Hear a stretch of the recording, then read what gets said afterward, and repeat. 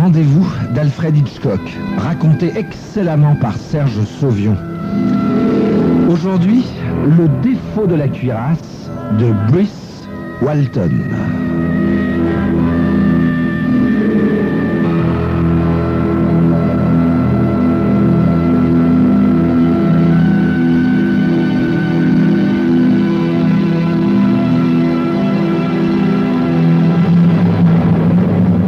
10 heures du matin.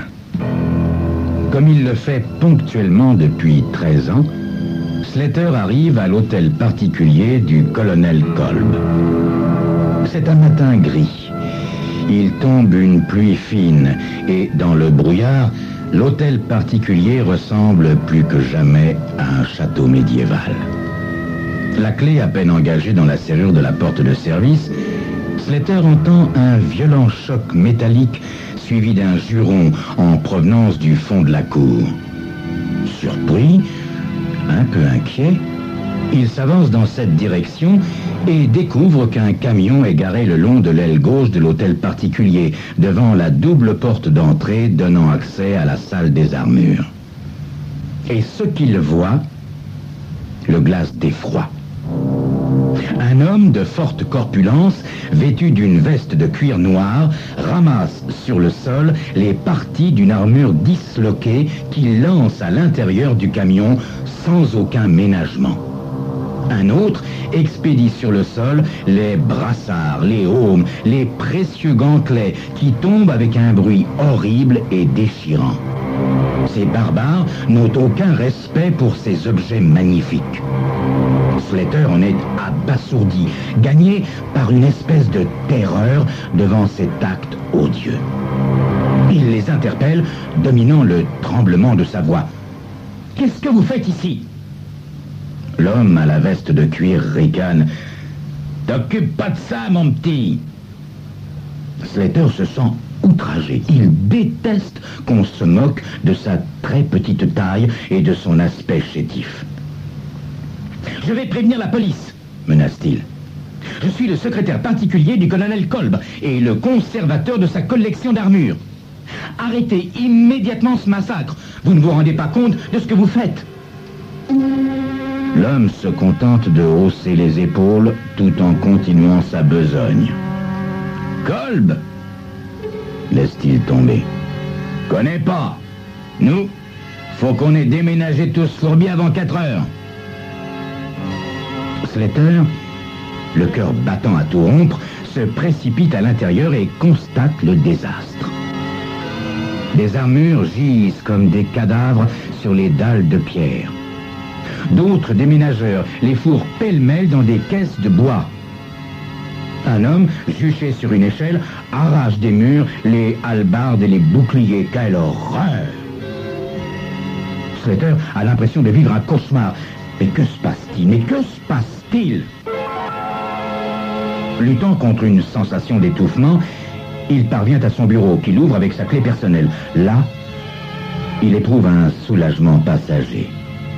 Grâce à Dieu, l'armure noire gothique, datant de 1460, que le colonel lui a offerte en remerciement de ses dévoués services, est toujours debout dans l'angle de la pièce. Il caresse le métal ouvragé, tandis que des souvenirs émus viennent à sa mémoire. Dans les premiers temps où il travaillait ici, il avait constaté avec surprise que la taille de cette masse d'acier ne dépassait la sienne, si petite, que de 2 centimètres. L'armure n'était-elle qu'une imitation? Le colonel Kolb avait beaucoup ri. Mon cher ami, sachez qu'à de rares exceptions, les hommes de ces temps-là étaient petits. Non, cette pièce est parfaitement authentique, ainsi que toutes celles dont vous avez à prendre soin. J'espère que ce travail vous intéressera. Slater soupire. Au fil des années, il s'est pris d'une véritable passion pour les collections du colonel. Et lui, qui végétait auparavant comme petit employé, est devenu Un véritable spécialiste, non seulement des armures, mais des hallebardes, des épées, des masses d'armes, sans parler des boucliers et des arbalètes. Tout cela, il le doit au colonel Kolb. Mais qu'est donc devenu celui-ci? Il frappe timidement à la double porte de chêne du cabinet de travail du colonel. « Entrez !» crie une voix rauque, inconnue. Slater obéit et découvre, au milieu de la somptueuse pièce ornée de panneaux de chêne cirés, un gros homme en manche de chemise. Celui-ci a poussé l'audace jusqu'à s'asseoir derrière le sacro-saint bureau du colonel. « Qui êtes-vous? Que faites-vous ici ?»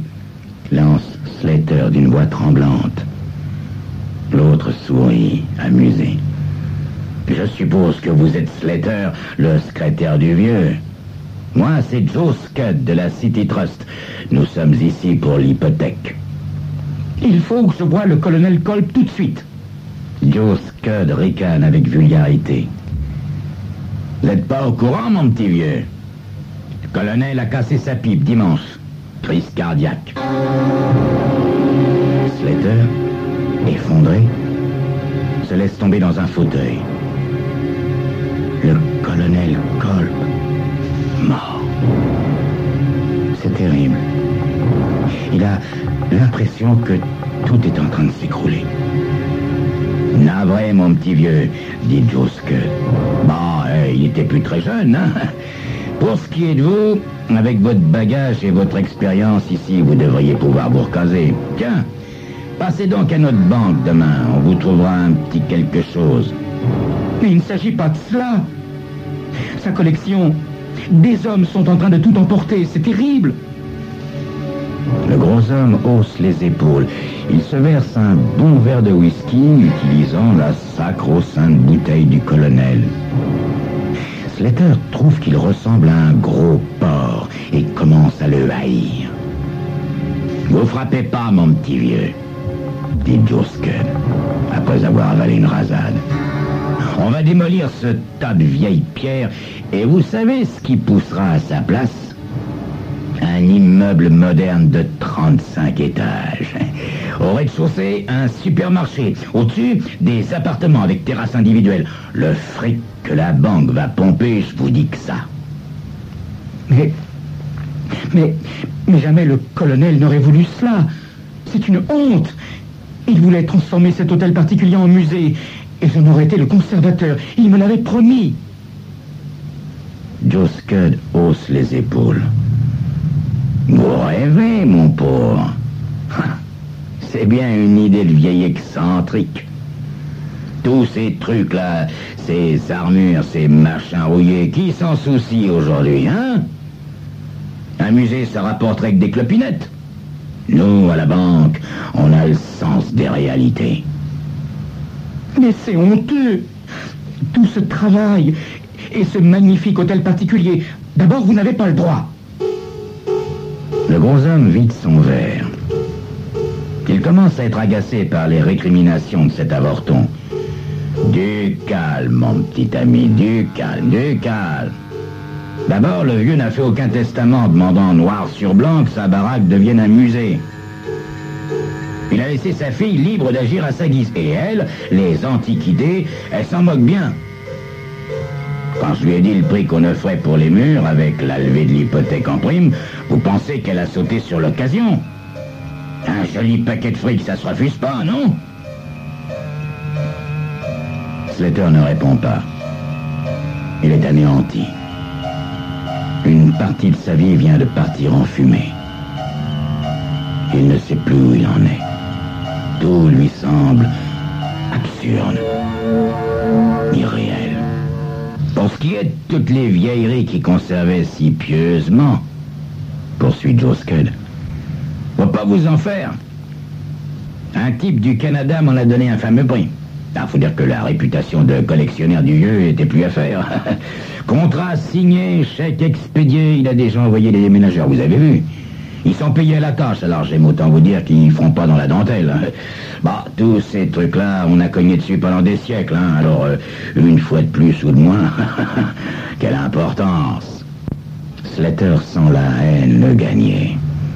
Il aimerait étrangler ce gros homme vulgaire qui s'amuse à le narguer, à le faire souffrir. Vous êtes un grossier personnage. Il a balbutié. Aussi grossier que stupide. Le gros homme se contente de hausser les épaules. Je commence à en avoir plein le dos, mon petit vieux, hein. Foutez-moi le corps d'ici tout de suite, et plus vite que ça. Slater sort bouillonnant de rage. Tuer cet homme, oui. Il faut qu'il tue cet homme pour venger la mémoire du colonel, son honneur, et aussi pour débarrasser le monde d'un ignoble barbare, d'un fossoyeur de la civilisation. Ce sera un bienfait pour l'humanité. Et tandis qu'il descend les marches, un plan se fait jour dans son esprit. Oui, c'est ça. Se débarrasser de Joe Scud sans recevoir une égratignure et en échappant à la justice. C'est parfaitement possible. C'est même extrêmement facile. Un vrai jeu d'enfant. Quel est le plan de Slater pour se débarrasser de l'infâme employé de banque? Nous n'allons pas tarder à le savoir. Slater débouche dans la cour où les déménageurs sont toujours en plein travail. Avec assurance, il aborde l'homme à la veste de cuir, lui explique qu'une armure qui se trouve dans son bureau lui appartient. En échange de 10 $, il demande que, dans 1 heure, 2 déménageurs posent cette armure dans une caisse de bois. Mais attention, elle ne doit à aucun prix être démontée, car elle est très précieuse. Elle sera posée sur le dos, bien entière, sans qu'on en détache une seule pièce. Puis, la caisse sera chargée sur le camion en dernier, quand le déménagement sera terminé. Ainsi, il sera plus facile de la livrer chez lui en se rendant à l'entrepôt. Slater donne son adresse, puis se rend dans son bureau. Là, il appelle sa femme. « Allô, Selma, écoute-moi bien. Le colonel Kolb est mort. »« Ah bah tant mieux !» répond Madame Slater. « Tu vas pouvoir enfin t'occuper d'autre chose que de ces abominables vieilleries qui... »« Ne m'interromps pas, Selma, pour l'amour de Dieu !»« Tu sais que le colonel m'a fait l'honneur de m'offrir une armure, une pièce magnifique et surtout complète, ce qui est rare. Eh bien, dans 1h30 à peu près, des déménageurs la déposeront chez nous. »« Quoi ? Mais je veux pas ça. Tu sais bien que je déteste... » »« Silence !» rugit Slater, qui pour la première fois de sa vie se dresse ainsi contre la volonté de son épouse. « Tu prendras livraison de cette pièce, sinon tu le regretteras, compris ?» Avant même que sa femme ait pu répliquer, il raccroche. Puis, il se livre alors à une très étrange occupation. Tout d'abord, il démonte complètement l'armure, dont il pose chaque pièce sur le sol, tel un puzzle d'acier. Puis, il passe le plastron, la plaque dorsale, agrafe les épaulières et, se mettant à 4 pattes, se faufile entre les pièces articulées, passant sa tête par le col de l'armure. Non sans effort, il se remet debout. Oh, comme c'est lourd. Ça pèse, et ce n'est pas fini. Mais là, elle lui donne des forces. Tremblant d'impatience, il boucle les pièces protégeant l'estomac, le ventre, boucle les cuissardes. Enfin, il chausse les jambières d'acier. Plusieurs fois, il doit interrompre son travail pour soulager ses bras endoloris et reprendre son souffle. Il étouffe de chaleur, son corps semble s'enfler dans sa gaine métallique. Cette fois, il ne lui reste plus qu'à coiffer le haume et fixer les plaques protégeant les coudes et enfin à enfiler les gantelets. Il est à présent couvert de métal des pieds à la tête.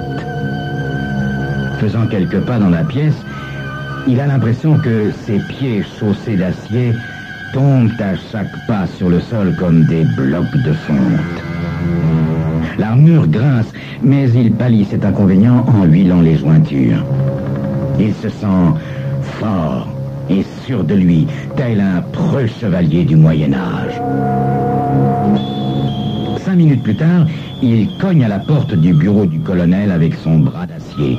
Et Joe Scud, qui entre-temps a pas mal taquiné la bouteille, se demande s'il n'est pas en train de rêver. Un homme en armure s'avance sur lui, menaçant, puis le frappe d'un coup si terrible qu'il s'effondre sur le bureau. Furieux, il réplique, mais pousse un hurlement. Ses articulations se sont brisées contre l'armure. 15 kilos d'acier lui écrasent le nez et les dents. Slater est comme fou. Il décroche un fléau fixé au mur, fait tournoyer la chaîne et la boule hérissée de pointe et l'abat sur sa victime qui rampait péniblement à 4 pattes vers la porte.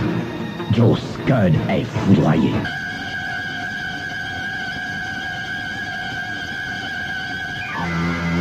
Rapidement, Slater s'emploie à soulever le cadavre, à le dissimuler dans un vieux coffre médiéval. Puis il reprend le chemin de son bureau et se place sur le piédestal où se trouvait auparavant l'armure. Puis, il attend. 10 minutes plus tard, 2 déménageurs entrent, portant une caisse de bois qui ressemble fâcheusement à un cercueil. Il la pose à terre et s'empare avec précaution de l'armure. Slater se sent porté, couché sur le dos, puis un couvercle se rabat sur lui. Ensuite, il est soulevé, transporté dans l'escalier. Les 2 hommes pestent, car la cargaison est lourde. Bientôt, il se retrouve dans le camion et tandis que celui-ci quitte la cour de l'hôtel particulier, Slater songe que son plan a parfaitement réussi. Personne ne le soupçonnera. Comment penser en effet qu'un petit homme frêle comme lui ait pu massacrer ainsi le gros Joe Scud? Il a réussi le crime parfait. Et la mémoire de feu le colonel Kolb est vengée. Le camion roule dans la ville, puis s'immobilise. Sans nul doute, on se trouve maintenant devant son pavillon. Il entend la voix de sa femme. « Je ne veux pas de ce truc-là !» crie Selma. « Mais qu'est-ce qui lui prend ?»« Mais enfin, dame, dit la voix de l'homme à la veste de cuir, on nous a dit de livrer la caisse à cette adresse. C'est bien madame Selma Slater, oui? Oui ou non? Oui, mais je ne veux pas de cette armure. J'en ai assez des armures. Je ne les supporte plus. Mon mari ne me parle que de ça, ne s'occupe que de ça. C'est devenu une obsession qui a gâché ma vie. Jamais cette chose n'entrera chez moi. Écoutez, faites le tour du pavillon. Il y a une cave là-bas. Je vais ouvrir le soupirail par lequel on livre le charbon. Vous n'aurez qu'à balancer ce truc ignoble à l'intérieur. Slater frémit. La cave? Elle va le faire mettre à la cave? Oh, il aurait dû se méfier de Selma, cette femme superficielle et primaire qui n'a jamais compris sa passion. Comme vous voudrez, madame, dit l'homme à la veste de cuir. Hé, pressons les gars, on va pas passer l'hiver ici, hein? Slater sent qu'on le soulève, qu'on le porte, et soudain, c'est la chute. Il se sent précipité en avant, entend un terrible fracas métallique, et c'est l'obscurité. Il perd conscience. Quand il se réveille, c'est pour constater qu'il est étendu sur le sol de la cave. Tout est silencieux. Avec effort, il parvient à s'asseoir, comme cette gangue métallique pèse lourd à présent. Sortir de cette armure, oui, il faut commencer par s'extraire de cette prison. Ensuite, il cachera les pièces dans le fond de la cave et, malheureusement, sera contraint de les faire disparaître une par une afin de ne laisser aucune trace de son crime. Pas d'indice, pas de coupable. Il suffira qu'il demande à Selma d'affirmer qu'il est rentré à la maison 1 heure plus tôt et le tour sera joué. Certes, la police interrogera les déménageurs, mais ceux-ci pourront juste dire qu'ils ont livré cette armure à l'adresse indiquée. Et lui-même expliquera par la suite qu'à la demande de sa femme, il s'est résolu à s'en séparer. Au fond, cet imbécile de Selma lui a rendu service. Pas question de moisir ici. Si jamais Selma débarquait, la tête qu'elle ferait en le découvrant dans cette tenue. Pour la première fois de sa vie, il l'étonnerait. Bah, il est vrai qu'elle ne descend que rarement à la cave. Le noir l'effraie, cette chère créature. Slater se tâte à plusieurs reprises avant de se rendre compte qu'avec ses gantelets, il ne peut atteindre les boucles et les crochets de l'armure. Ah, au Moyen-Âge, c'était facile pour les chevaliers. Ils avaient une nuée de serviteurs autour d'eux pour les aider, tandis que lui, il est seul. Et bien seul. Comment se débarrasser des gantelets? Il les cogne à plusieurs reprises contre les murs de pierre, mais il résiste. Et tout ce qu'il y gagne, c'est de se meurtrir les poignets. Non, il faut un marteau. Un marteau. Mais il n'y en a pas ici. La caisse à outils est là-haut dans la cuisine. Voyons. Restons calmes. Il doit bien y avoir une solution. Une pierre, par exemple. Ou bien coincer le gantelet dans une anfractuosité et tirer. Se lever. C'est ça. Il faut se lever et aller allumer la lumière. Le bouton est en haut de l'escalier. Allez, allons-y. Mon Dieu, comme cette armure est lourde, et l'air confiné de cette cave est difficilement respirable. Une marche. Une seconde. Patatras. Slater perd l'équilibre, dégringole au bas de l'escalier. Oh, se relever. Il faut se relever. Mais cela demande un effort considérable, un effort intense, une force qu'il ne possède plus. Slater sent son cœur battre à court doublé. Debout, Slater, debout. Le colonel te regarde du haut des cieux. Nouvelle tentative. Une marche. 2, 3. Mais il chancelle. Non, il n'en peut plus. Inutile d'insister. D'ailleurs, pourquoi voulait-il allumer la lumière? C'est idiot. Ce qu'il faut, c'est sortir d'ici. Mais la porte en haut de l'escalier est bien verrouillée. Ah, ça, on peut faire confiance à Selma. Verrouillée de l'extérieur, bien sûr. Et pas question de l'enfoncer. Appeler à l'aide? Mais qui donc l'entendra? Sûrement pas Selma, vautrée devant sa télévision. Sortir par le soupirail? Impossible de l'atteindre. Et de toute façon, comment franchir les barreaux? À présent, la lassitude le fait tituber. Ce qu'il faut tout d'abord, c'est se reposer. Reprendre des forces. Péniblement, Slater rejoint la caisse de bois demi-brisée, au-dessous du soupirail. Il s'étend sur la planche du fond, encore intacte, et s'endort. Le lendemain, dans la matinée, un camion déverse 5 tonnes de charbon à travers le soupirail de la cave. Ce n'est qu'à la fin de l'hiver qu'on découvrira une armure du Moyen-Âge et, à l'intérieur, le corps de feu Maurice Slater. Belle mort, à bien y réfléchir, pour un homme qui aimait tant les armures.